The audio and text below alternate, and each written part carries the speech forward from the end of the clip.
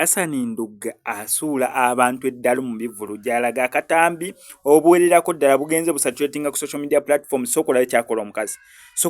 omukazi awo nno ali mu kuyimba nnyimba ze ez'obuwangwa oba ez'obujjajja nga gumwe munaagenda mu kkanisa ne musaba ne musinza omwoyo nakkirira abantu ne batandika okubeera nga bagwa ye alina engeri gy'akikolamu ku nnyimba ze ez'obuwangwa ng'awaana amayembe ng'awaana emisambwa ng'awaana ennono kwegamba ye okusinzira ne ku luyimba lwe yakuba olulimu ekiraamo kye n'agamba sirabanga ku ruhani mu lumbe olwange sirabanga bayibuli mu lumbe olwange munziikanga n'effumu munteerangayo kineeno ennyumba yange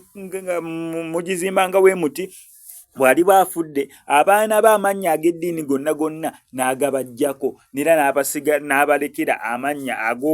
ag'obuwangwa oba ag'ennono. Akatambi ako keewunyisizza nnyo abantu n'engeri awo nno yabadde mu show sinti oba pasita nantirabayo anti kale woowe sabula mami sabula ate nno soono ye kaneri mu background osobola obbala sabula mami sabula ogenda ovaawo nga weetaaga kapanado awo nno ali mu kivvulu sinti oba nedda oluyimbayo ennyimba 2-3 anti kale labe yazze nga anyumya atudde mu ttaka anti Asani Ndugga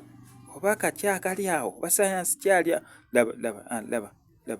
anti kale zirinnya emmandwa ebyekika akozemu nga pasitooli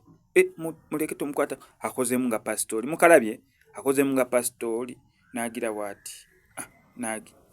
Asani Ndugga kyonna kyali Asani Ndugga kyonna kyabala Asani Ndugga soko olabe omuntu n'agwira ddala eri n'ennyimba zivuga engoma eŋŋanda zivuga engalabi zivuga ensaasi ziri mu kubeera nga zivuga ebyo byonna anti waliwo ako keyagizaawo ogenda olaba omukono